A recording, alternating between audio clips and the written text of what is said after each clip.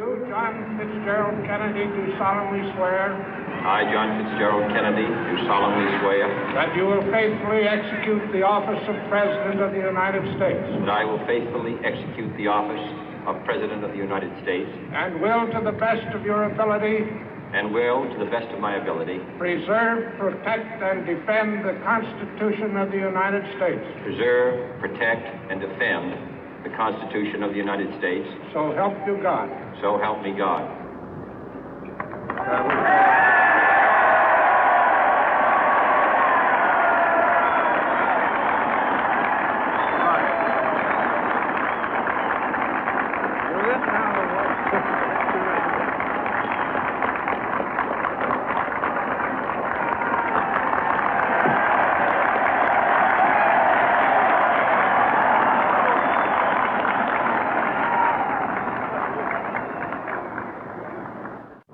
Vice President Johnson, Mr. Speaker, Mr. Chief Justice, President Eisenhower, Vice President Nixon, President Truman, Reverend clergy, fellow citizens. We observe today not a victory of party, but a celebration of freedom, symbolizing an end as well as a beginning, signifying renewal as well as change. For I have sworn before you and Almighty God the same solemn oath our forebears prescribed nearly a century and 3/4 ago. The world is very different now, for man holds in his mortal hands the power to abolish all forms of human poverty and all forms of human life. And yet the same revolutionary beliefs for which our forebears fought are still at issue around the globe. The belief that the rights of man come not from the generosity of the state, but from the hand of God. We dare not forget today that we are the heirs of that first revolution.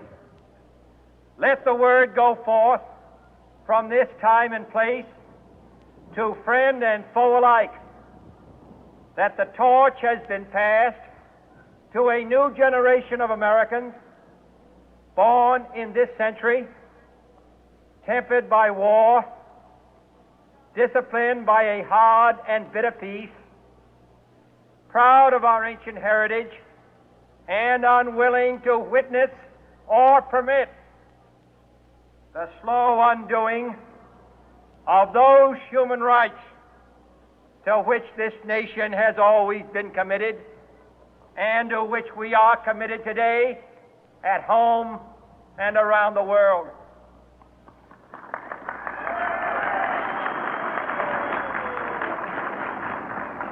Let every nation know, whether it wishes us well or ill, that we shall pay any price, bear any burden, meet any hardship, support any friend, oppose any foe to assure the survival and the success of liberty.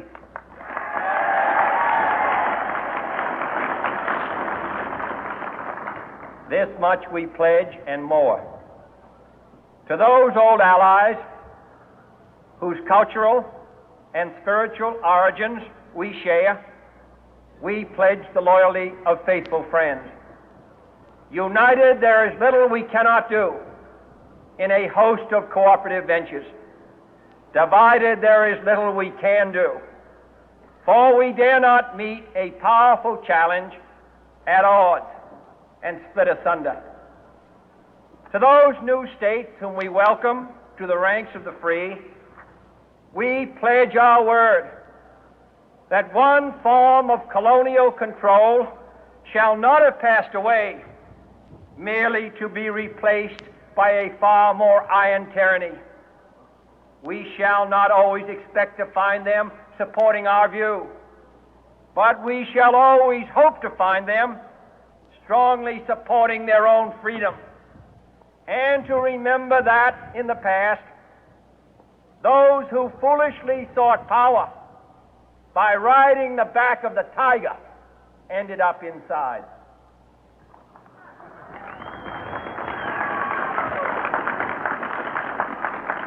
To those people in the huts and villages of half the globe struggling to break the bonds of mass misery, we pledge our best efforts to help them help themselves for whatever period is required, not because the communists may be doing it, not because we seek their votes, but because it is right.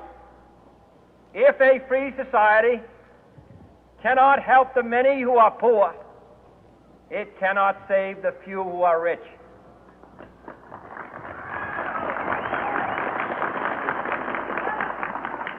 To our sister republics south of our border, we offer a special pledge to convert our good words into good deeds, in a new alliance for progress, to assist free men and free governments in casting off the chains of poverty. But this peaceful revolution of hope cannot become the prey of hostile powers. Let all our neighbors know that we shall join with them to oppose aggression or subversion anywhere in the Americas. And let every other power know that this hemisphere intends to remain the master of its own house.